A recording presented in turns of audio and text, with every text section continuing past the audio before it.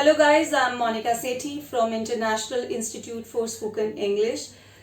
I'm back with another reading session. As you know, earlier we had done true, false, not given. So today we will be cracking fill in the blanks. So for latest updates and tips, do like, share and subscribe our channel. So let's start. Alright guys, as I told you, today we would be cracking with fill in the blanks. First of all, I want to tell you there are two types of blanks. First are direct blanks. Here we have the example of direct blank where you have to find the blanks directly from your text. Second, we would be doing indirect blank that I let you know afterwards. So start with the direct blanks. So direct blanks में सबसे ज़रूरी चीज़ जो होती है वो है location ढूंढनी. Location हम ढूंढते हैं अपने क्वेश्चन से. सो वहाँ पे हम अपने कीवर्ड्स को हाईलाइट करते हैं और उनको हम लोकेट करते हैं अपने टेक्स्ट में. सो यहाँ पे हमारा पहला क्वेश्चन है, for more than blank books and articles were wrong about the intelligence of bilingual children. So question हमारा कह रहा है for more than. That means we need a time period, books and articles. We need something that describe the misconception about intelligence of bilingual children. So guys, हमारी location हमें text के first paragraph में मिल रही है. One misguided legacy. So misguided को हम match करेंगे रॉन्ग अबाउट.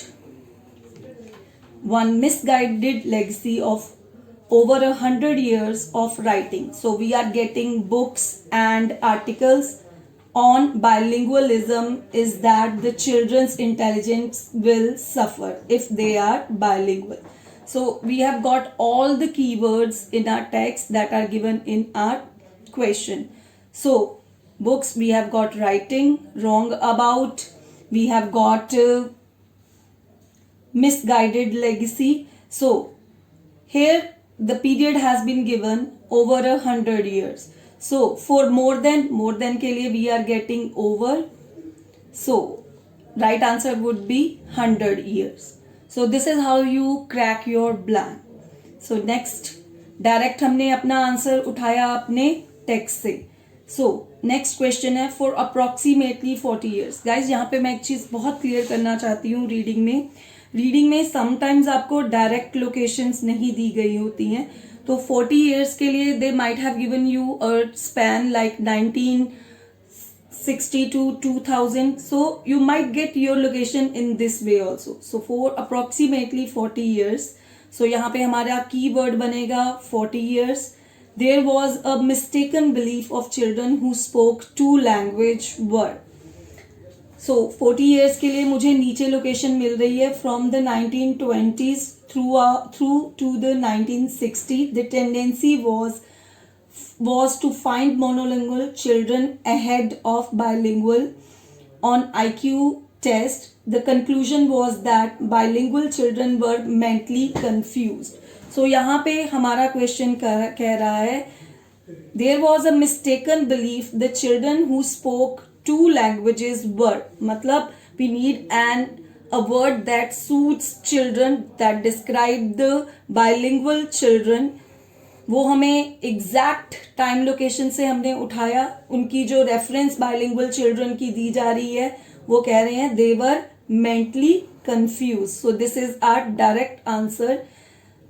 तो answer would be that children who spoke 2 languages were mentally confused. So this is how you get your location and this is how you get your answer. Our next question. It was commonly thought that people with a single blank were more effective thinkers. यहाँ पे हमारे keywords हैं effective thinkers, commonly thought. So इसकी location एक है single. ये keyword है guys, single. So इसकी location हमें बिल्कुल last lines में मिल रही है paragraph में. It was said disrupted effective thinking. It was argued that having a well-developed language was superior to having 2 half-developed language. Guys, यहाँ पे मुझे सिनोनिम मुझे मिल रहा है 1. So the right answer would be well developed language. This is how you crack your answer. These are your direct blank. This is one of the most prominent pattern you get in your reading. By getting these clues, you will be able to get your right answer.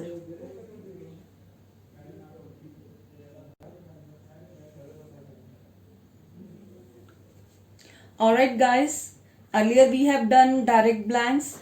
These are known, the picture I am showing you, the reading I am showing you is the example of indirect blanks. So indirect blanks mein what we do, we have a list of words, we need to locate the location of our question, and then we need to alternate our location with our word. So like our first question, Gomfer was blank sympathetic of. The first question is Gomfer was blank sympathetic to the ideas. So इसकी location हमें मिल रही है second paragraph में. At the beginning of his labor career, Gomfer was familiar with and sympathetic to the precepts of Georgism. So at the beginning, यहाँ उसका हमें synonym मिल रहा है इनिशियली. इनिशियली और एट द बिगनिंग एक दूसरे को रिप्लेस कर रहे हैं. So our first answer would be initially. Next हमारा अगला ब्लैंक आ रहा है to the ideas of Georgism. देखिए मुझे परसेप्ट्स मिल रहा है यहाँ पे जॉर्जिज्म, बट मुझे अपने लिस्ट ऑफ चॉइसेस में वो वर्ड नहीं मिल रहा. दैट मीन्स मेरी लोकेशन सही नहीं है. नेक्स्ट आगे रीड करने पर मुझे सिंपैथेटिक वर्ड अगेन मिला. अगला मैं पढ़ रही हूं, he was sympathetic to the percepts of socialism as well. So Georgism को मैंने अंडरलाइन किया था, बट लिस्ट ऑफ वर्ड्स में मेरे पास उसका ऑप्शन नहीं था, तो मुझे उसको छोड़ना पड़ा. आगे मूव करने पर I've got sympathetic, I've got percepts जो उसका आइडियाज को रिप्लेस कर रहा है, और answer is socialism that I've got in my reading, in my list of choice. So socialism. So next answer would be socialism. Alright, so this is how you get your indirect blank. You get your answer from your text, then you replace that word with the list of choices. Next, however, he slowly distanced himself from the socialist philosophy and adopted a more conservative. Guys, blanks को crack वैसे ही करना है, आपने उसके bullet words लेने हैं. यहाँ पे मेरे पास बुलेट वर्ड है मोर कंजर्वेटिव, तो मेरी जो लोकेशन होगी वो मोर कंजर्वेटिव की होगी. जो मुझे आगे मिल रहा है, despite his early views he gradually adopted a more conservative approach. So approach मेरा वर्ड है, उसका मैं सिनोनिम ढूंढ रही हूं.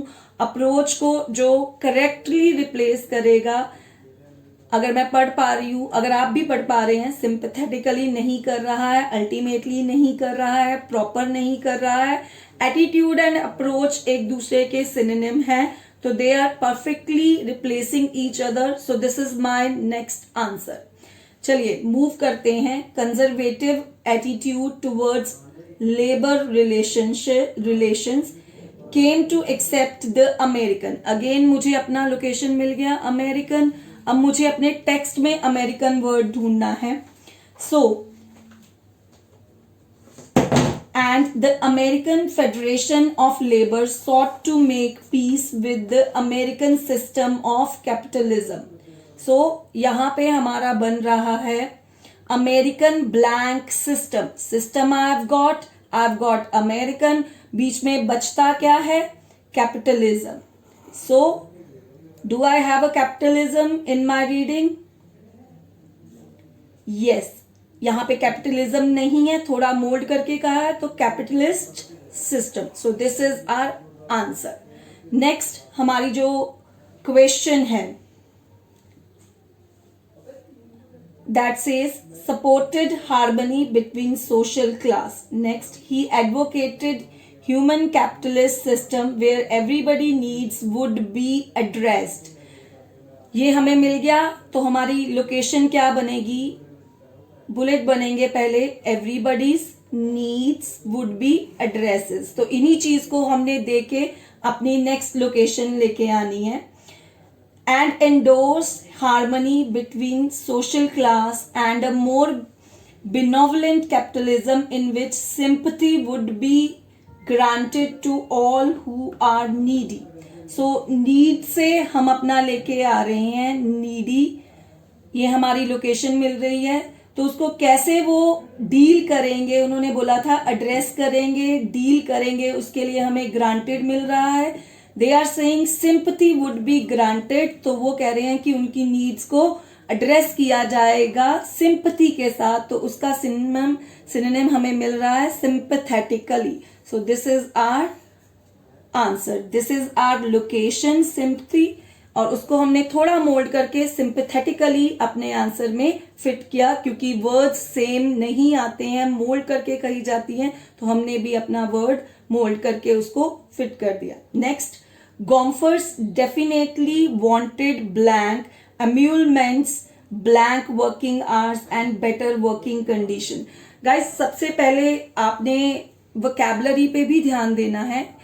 emoluments अगर आप देख रहे हैं, you will not be getting in your text. Next I am getting, Gomfer was politically neutral, but he did not endorse a single text throughout his life. Gomfer's basic view of labor union was that they are for their economic benefits of worker. Gomfer fought for higher wages. Wages और emoluments एक दूसरे को replace कर रहे हैं, synonym है, तो ये हमारी लोकेशन मिली। Now we need to get the synonym for higher.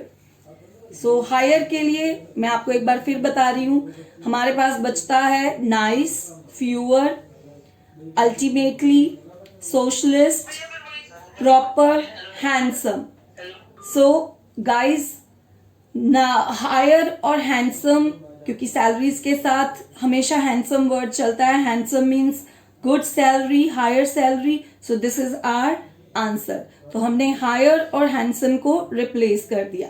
Next they have asked shorter working hours, question में भी यही कह रहे हैं ब्लैंक वर्किंग आवर्स, तो हमें एक शॉर्टर का सिनोनिम चाहिए that we get in form of fewer.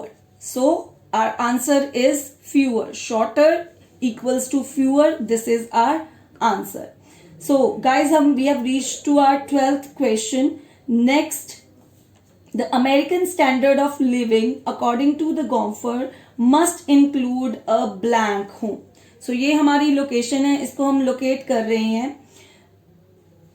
उन्होंने अमेरिकन स्टैंडर्ड ऑफ लिविंग की बात करी है, ये हमारे कीवर्ड हैं, इसी को हम अपनी रीडिंग में लोकेट कर रहे हैं।